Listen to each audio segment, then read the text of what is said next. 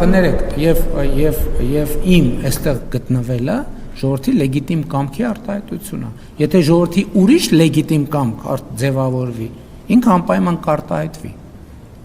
Շարունակելով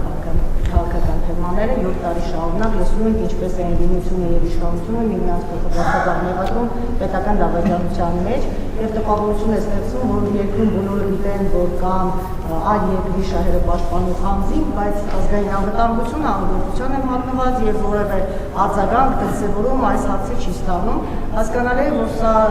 շարունակում է բաժանել հանրությանը սպիտակների եւ սևերի եւ ընդառաջ 26 թվականի ընտրությունների կարող է նաեւ արճակատման հանգեցնել։ Ինչ պիտի անենք այս առումով, արդյոք ազգային անվտանգության դիրքորոշումը եւ գործողությունները պիտի այլ բնույթի լինեն, քան այսօր մենք նկատում ենք։ Նախ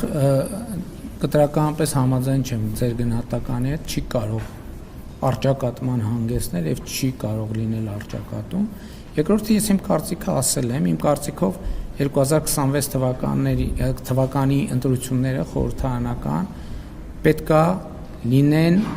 հետևյալի դրսևորումը նախորդող շրջանի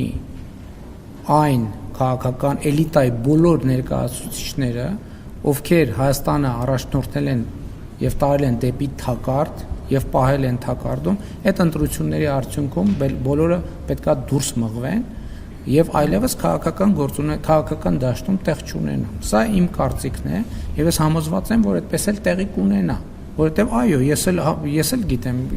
մարդկանց հետ շփվում եմ, մարդիկ արդեն զզվել են այդ նախկին ներկա, չգիտեմ, բանից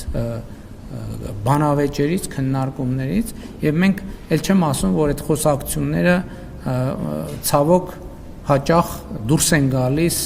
քաղաքական բարեկրթության տրամաբանությունից եւ մենք նաեւ կուսակցության ֆորմատով ենք քննարկում ունենում, որ մենք պետք է այնուամենայնիվ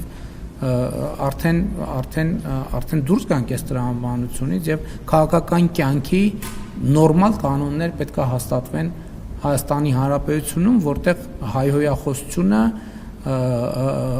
ընդհանրապես տեղ չունի, առավել եւս քաղաքական քննարկումների բովանդակության մեջ։ Հիմա դուք կասեք, որ ես էլ եմ այդ գործով զբաղվել, ճիշտ կասեք, դրա համար էլ ես Կիրակի օրերը գնում եմ եւ խորանի առաջ ծնկի եմ գալիս եւ իմ մեղքերի համար թողություն եմ խնդրում։ Շնորհակալ եմ։